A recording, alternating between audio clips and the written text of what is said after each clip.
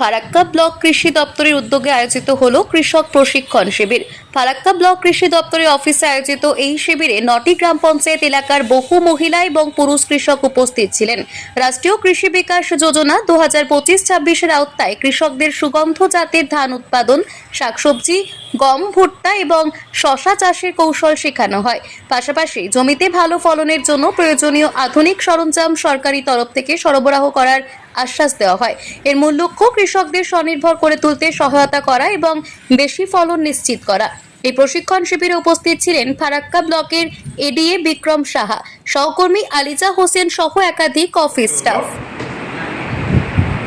সুগন্ধি ধানের চাষ, যেটাকে আমরা অ্যারোমেটিক রাইস বলে থাকি, এবং আমরা আজ যে কিছুদিন আগে আমরা যে প্রদর্শনী ক্ষেত্র তৈরি করেছিলাম আমাদের চাদর মৌজায়, সেখানে আমরা সকলকে আমরা গোবিন্দভোগ চাল দিয়েছিলাম, চালের বীজ দিয়েছিলাম, ধানের বীজ দিয়েছিলাম। তো সেখানে আমরা 50 হেক্টরের মতো জমি, সেখানে একটা ডেমনস্ট্রেশন সেন্টার বা প্লট তৈরি করেছিলাম, এবং তাদেরকেই আজকে মূলত তাদেরকেই প্রশিক্ষণ শিবিরের জন্য ডাকা হয়েছে এবং তাদেরকেই আমরা প্রশিক্ষণ শিবির দিব। প্রশিক্ষণ শিবিরের যে কোনো কৃষিকাজের একটা মূল অংশ হচ্ছে হলো দুটো। বর্তমানে আমাদের যে সবুজ বিপ্লবের পরে দুটো জিনিস আমাদের ভারতবর্ষে, বিশেষ করে যেসব যে অঞ্চল আছে, যেসব অঞ্চলে ধান হয়, সেখানে খুব আমদানি হচ্ছে। এক হচ্ছে হলো কীটনাশক, আর দুই হচ্ছে হলো আমাদের রাসায়নিক সার, তাই তো? এই দুটো ছাড়া আমরা অনেক সময় ভাবতেও পাই না যে ধান চাষ করা যেতে পারে।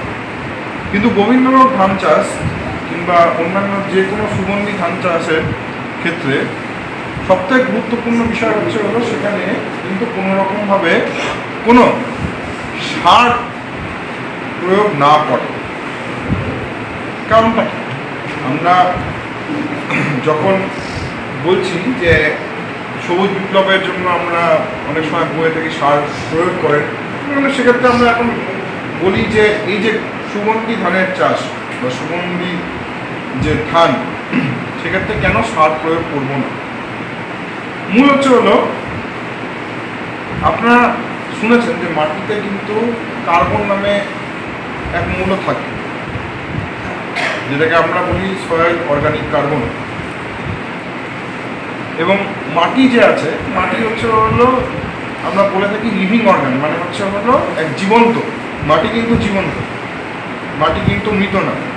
সিমেন্ট বালু তো না যে সেটা মৃত পদার্থের না, কারণ মাটি জীবন্ত হওয়ার কারণই হচ্ছিল একটাই, কারণ মাটির মধ্যে দেখবেন অনেক অণুজীব থাকে।